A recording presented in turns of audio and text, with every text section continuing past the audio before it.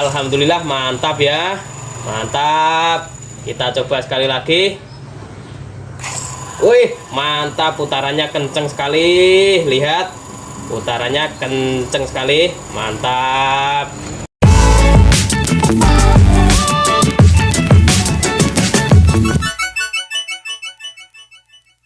Assalamualaikum warahmatullahi wabarakatuh. Berjumpa lagi dengan saya di channel Kang Koir Teknik. Di kesempatan hari ini saya akan memberikan sebuah ilmu bagaimana cara memperbaiki dinamo spin pada mesin cuci. Dinamo ini katanya mati total ya. Kita cek dulu apakah benar mati total.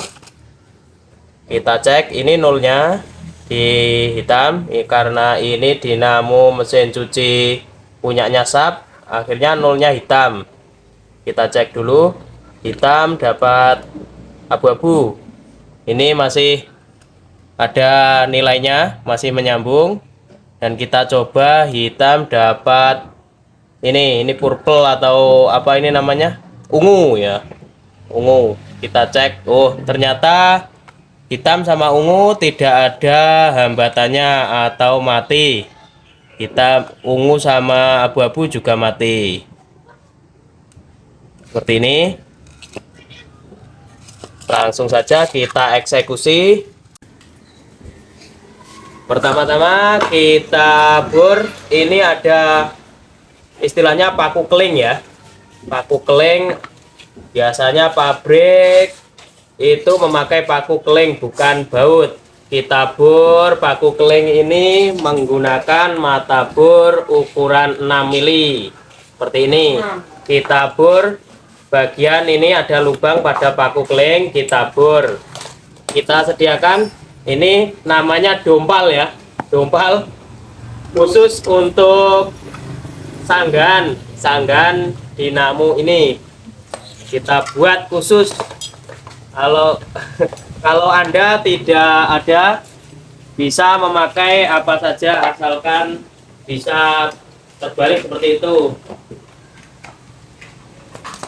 Kita bor seperti ini, kita tekan pakai kaki, kita bor.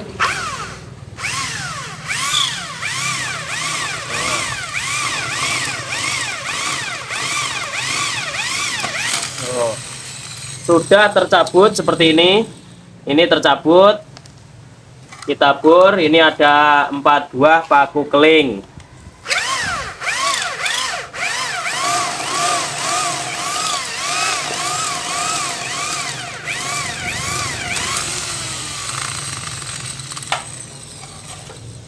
Tahap yang kedua sudah copot.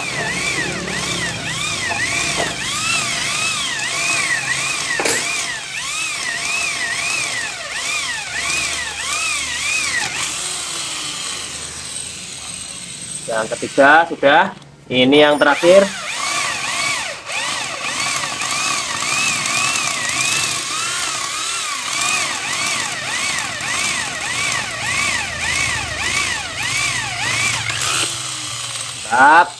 Sudah tercabut semuanya. Kita bersihkan dulu.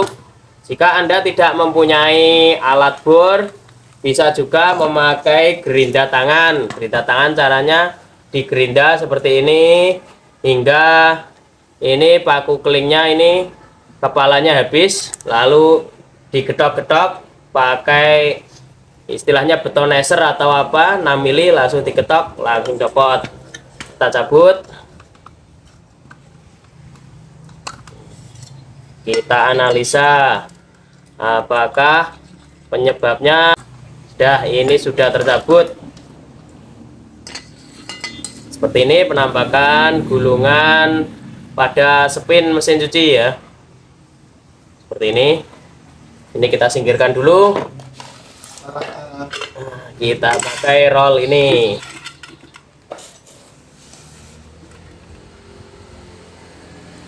Kita lihat dulu apakah ada kawat yang putus.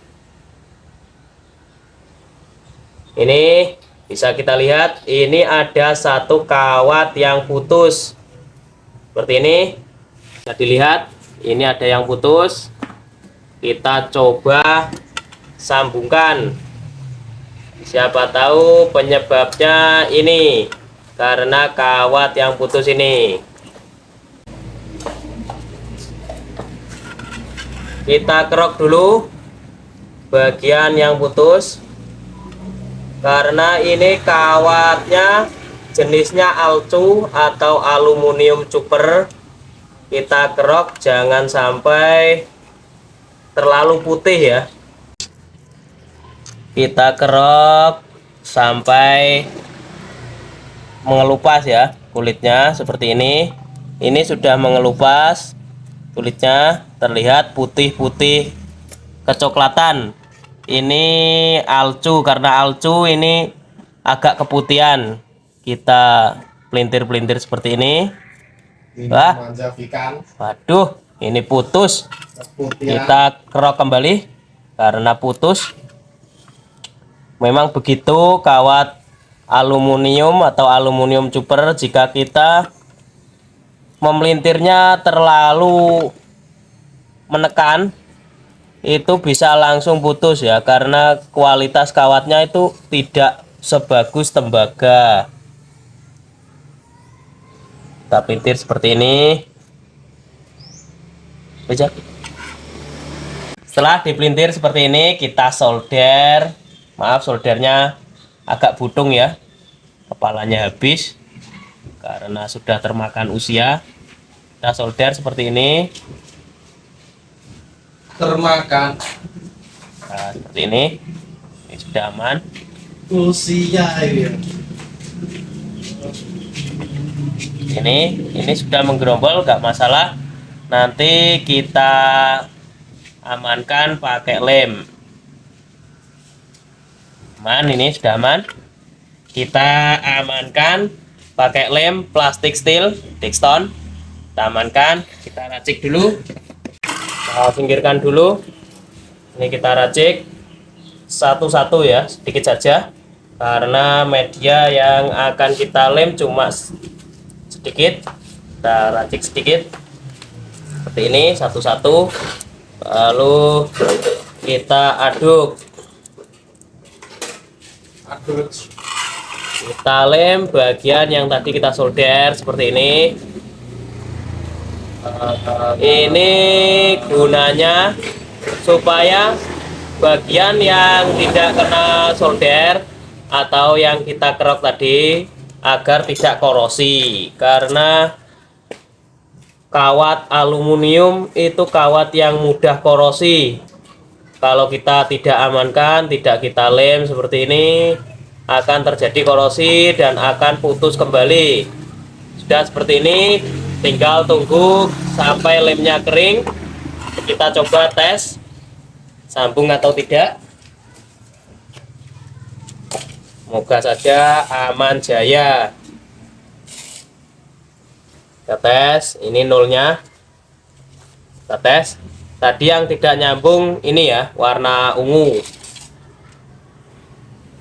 Alhamdulillah, ini sudah ada hambatannya, yang artinya sudah tersambung kembali. Ya, aman. Tinggal kita tunggu lemnya sampai kering dan kita coba apakah aman beneran atau tidak. A few moments later.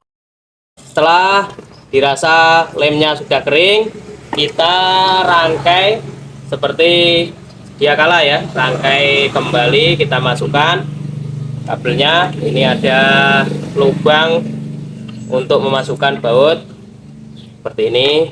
Ingat, kabelnya berada di bawah ya. Kita masukkan, lalu kita masukkan lagi asnya seperti ini. Kita geleng-gelengkan.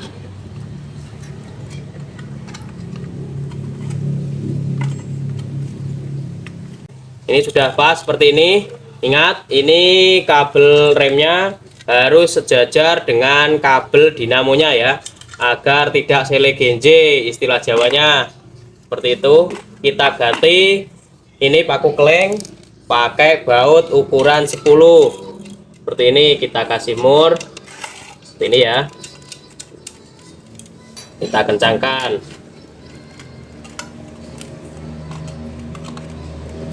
Nah, seperti ini kita baut menyilang agar bos-bosan tidak bermasalah, agar langsung trep seperti ini.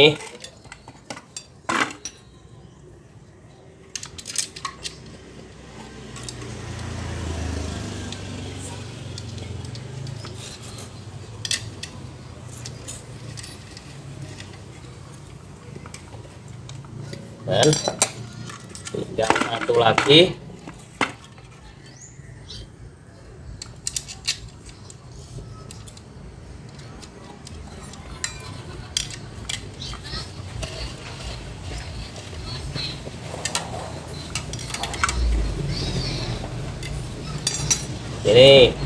Ini sudah menyambung, sudah trep semua, tapi ini masih seret. Ini bagaimana caranya agar licin? Seperti ini. Ini caranya, kita pukul bagian pojok dari keren ini, kita pukul seperti ini. Nah, seperti ini. Nah, ini langsung licin. Nah, aman ya, langsung licin karena kita pukul bagian pojokan sini. Akhirnya bos-bosan atas sama bawah langsung menyanterkan diri. Oh, licin. Kita coba pakai kapasitor. Kita coba. Ini seperti skema pada ini ya. Ini cara membaca skemanya. Ini ada black, purple, dan gray. Bisa kita lihat ya, black, purple, dan gray. Yang black dan purple ini menunjukkan ujung ya. Yang gray yang atas ini tidak menunjukkan ujung, berarti yang gray atau yang abu-abu ini menunjukkan kapasitor murni, seperti itu. Seperti ini. Seperti ini. Kita sambungkan, ini nolnya hitam, dan purple atau ungu untuk kapasitor listrik. Seperti ini. Kita coba apakah berputar dengan normal. Alhamdulillah, alhamdulillah, mantap ya, mantap. Kita coba sekali lagi. Wih, mantap, putarannya kenceng sekali. Lihat, putarannya kenceng sekali, mantap, jos. Sekian ilmu dari saya, semoga bermanfaat. Wassalamualaikum warahmatullahi wabarakatuh.